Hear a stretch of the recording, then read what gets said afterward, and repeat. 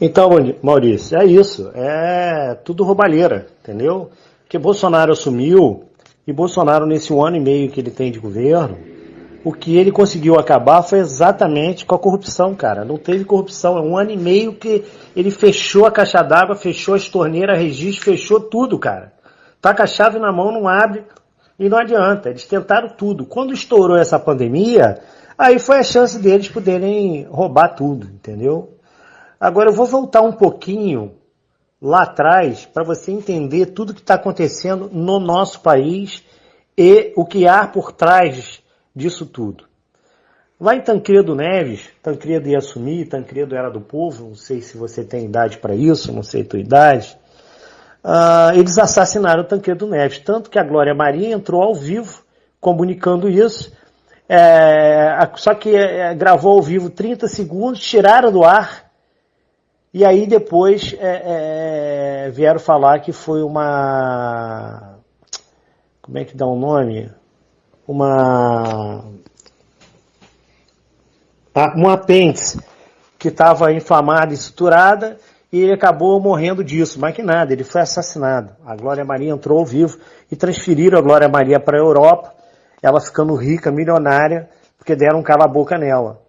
E aí houve um acordo, cara, chamado Conspiração da Tesoura, que a mão da tesoura ficou sendo PMDB, uma parte da tesoura ficou sendo PSDB e a outra parte da tesoura ficou sendo PT. Então eles fizeram um acordo. Logo depois desse acordo, o que aconteceu? Fernando Collor de Mello ganhou a eleição quebrando o elo. E aí o Fernando Henrique impeachmentou ele. Tá lembrado disso? Novamente se fez o acordo da tesoura. E aí o PSDB, então, ia governar por 8 anos, o PT por 8 anos, voltava novamente o PSDB 8 anos e o PT 8 anos. O acordo era esse. E o primeiro e o segundo escalão ficariam com o PMDB. Esse era o acordo, cara. Esse era o acordo. Olha só como é que a gente estava enganado, né, cara? A gente foi enganado esse tempo todo. E aí, cara, Fernando Henrique, então, ficou 8 anos, elegeram o Lula, e se você prestar atenção no primeiro mandato do Lula, ele não tirou ninguém do PSDB, da parte de economia. Manteve, por isso a economia, o primeiro mandato dele foi maravilhoso.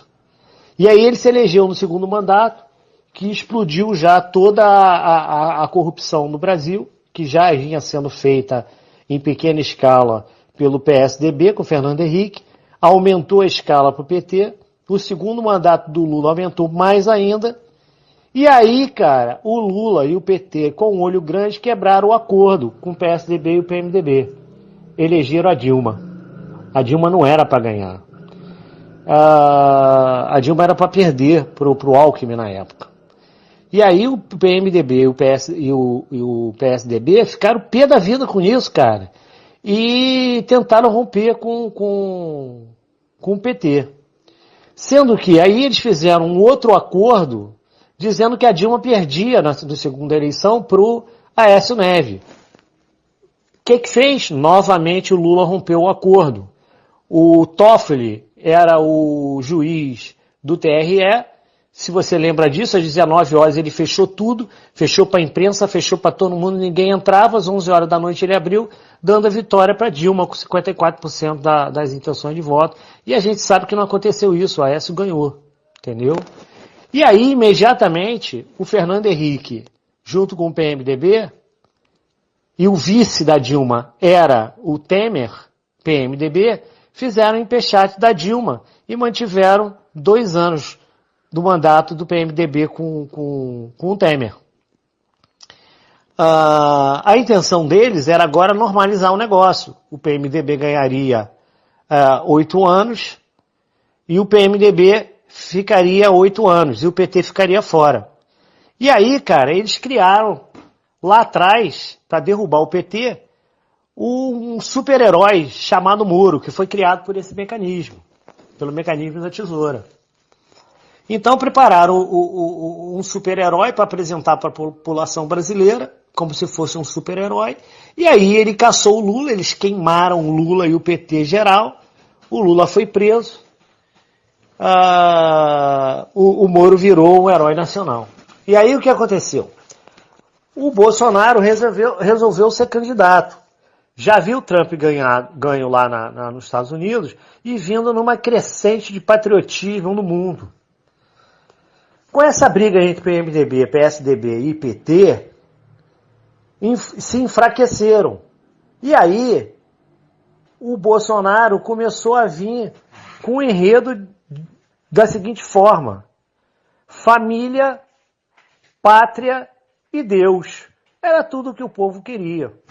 E a palavra capitão simbolizou o Capitão América nos Estados Unidos, patriotismo, colou.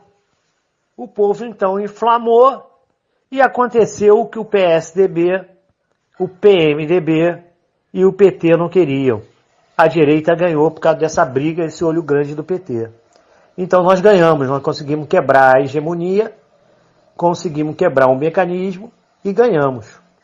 O problema todo é que a gente não esperava, por exemplo, que o Mandetta e o Moro, quer dizer, o Moro eu já sabia, eles eram traidores, né? O Mandetta, na verdade, eu já sabia que ele era corrupto, que eu conhecia a história dele do passado. Eu já tinha avisado para o Flávio Bolsonaro, eu trabalhei com ele 2 anos, tá? Pedi demissão agora para um novo projeto que eu ia começar, mas esse coronavírus aí me arrebentou, cara. Eu ia lançar um resort lá em Saquarema e por isso que eu pedi demissão do Flávio.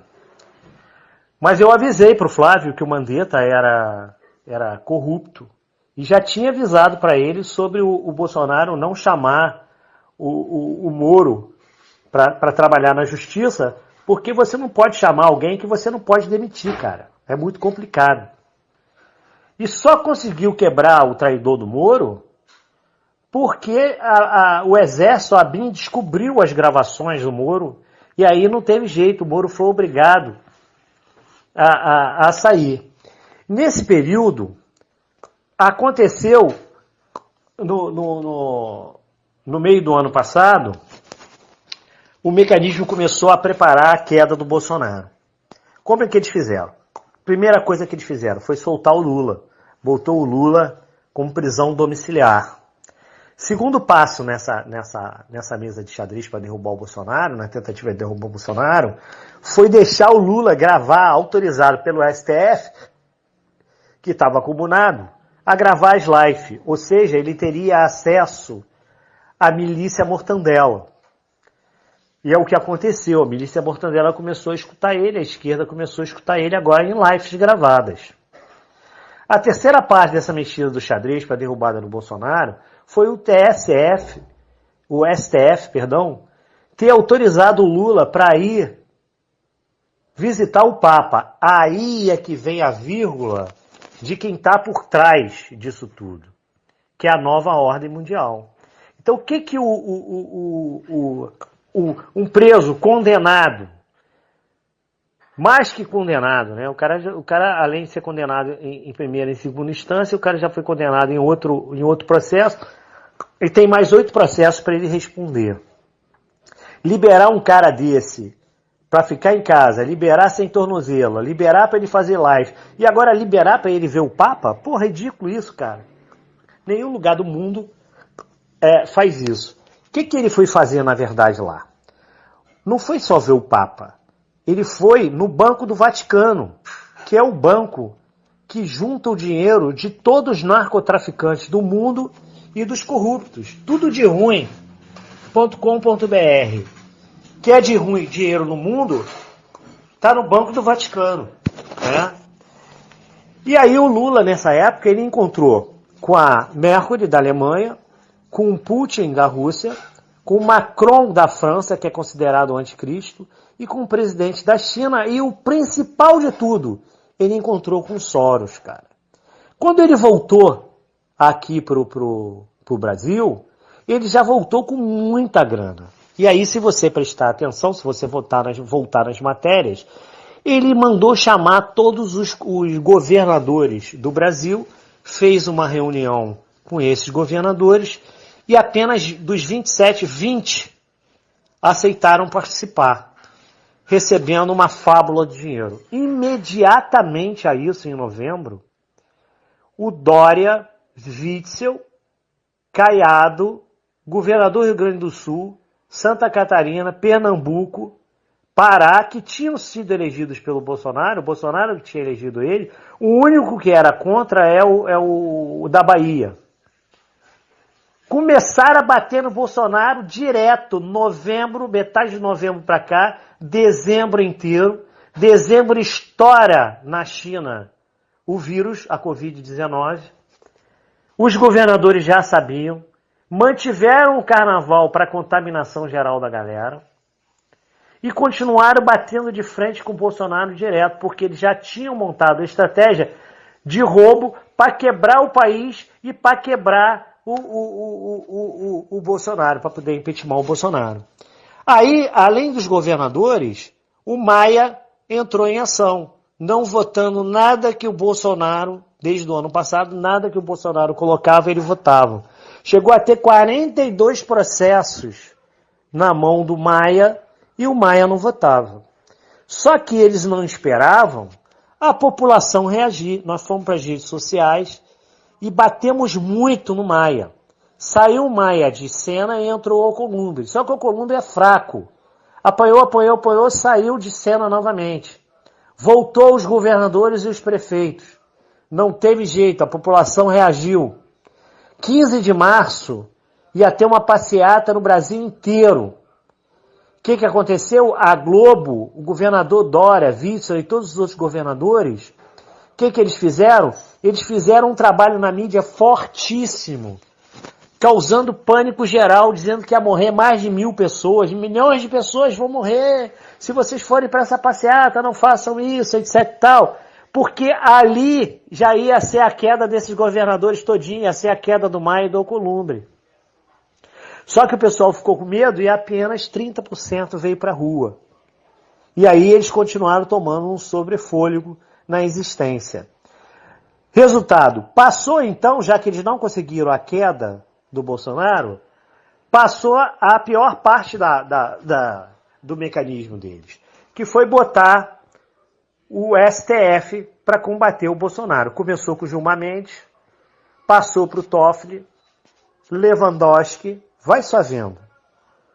Passou pela Carmen Lúcia, revezando, todo mundo se revezando, entrou para o Celso de Mello, veio com tudo o Alexandre de Moraes, que é um ladrão danado, envolvido no PCC e no Comando Vermelho.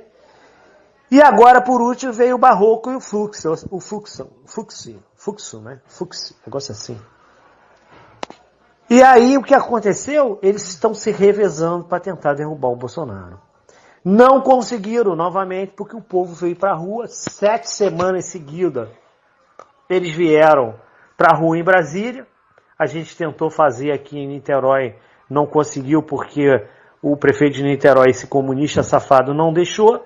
No Rio de Janeiro, o Witzel colocou a polícia e também não deixou fazer. Então só aconteceu em Brasília. Aí o que aconteceu, eu acho que foi 21 de abril, foi todo mundo para Brasília, né, cara? Foi todo mundo para Brasília, caminhão, ônibus, foi uma loucura total, foi uma passeata violenta. E novamente eles não conseguiram derrubar o Bolsonaro. E aí eles cometeram um erro gravíssimo.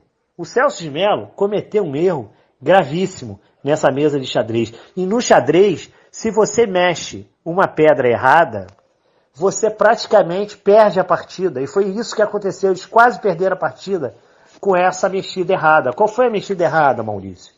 Foi divulgar o vídeo.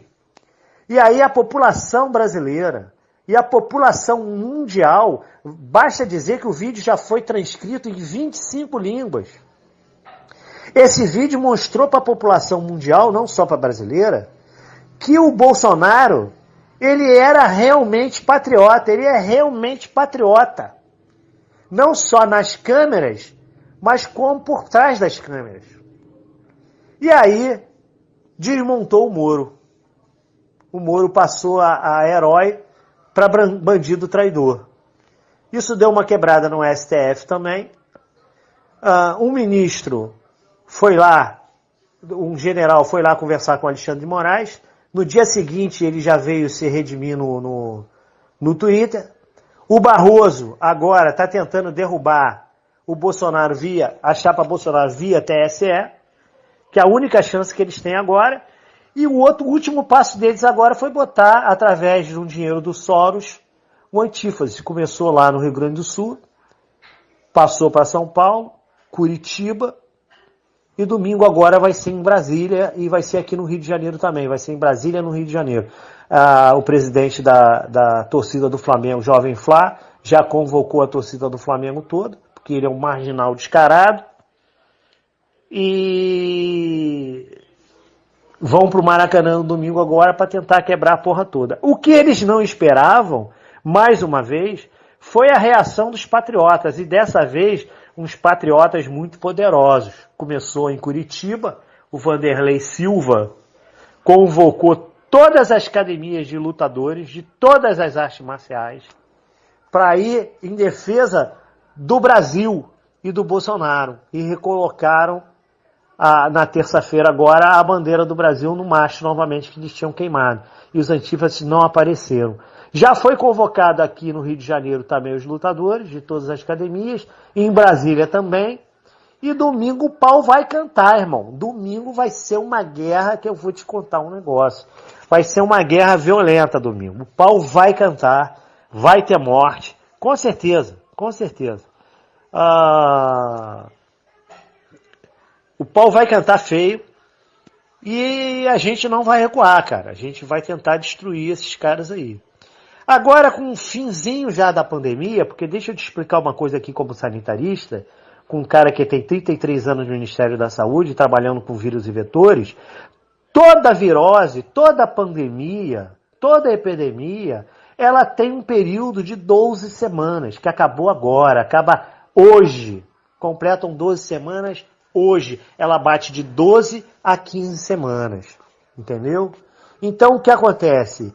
É uma tendência a essa virose ela cessar, porque mais de 70% da população já foi atingida. Basta ver que foi descoberto agora em São Paulo que os hospitais estão todos vazios. Invadiram lá e descobriram que os leitos estão todos vazios. Estavam falando que não tinha vaga para ninguém, não tinha vaga para ninguém, mas descobriram que os leitos estão vazios. Os leitos no Rio de Janeiro também estão vazios, tudo vazio. Não conseguiram acabar nem os hospitais de campanha, porque o vírus zerou, cara. O vírus vai zerar agora. A partir de semana que vem, você não vai nem ouvir mais em falar em vírus. Qual é a estratégia agora? A estratégia antiga? Fique em casa, para eles poderem apavorar e roubar. Qual é a estratégia agora? Vem pra rua e quebra a porra toda. Essa é a estratégia. Para tentarem derrubar o governo central. Só que, mais uma vez, cara, os patriotas brasileiros reagiram como reagiram lá nos Estados Unidos. Eu não sei se ainda tem um vídeo aqui dos patriotas reagindo lá, o pau cantou, e eles, quebraram os antifas de porrada, mano. O negócio foi feio, os caras partiram pra dentro mesmo e quebraram os caras de porrada. Eu vou te mandar esse vídeo. E é o que vai acontecer aqui, cara. Vamos continuar na luta, vamos desistir não, firme e forte. Essa sua ansiedade, ela é normal, tá? Sugiro a você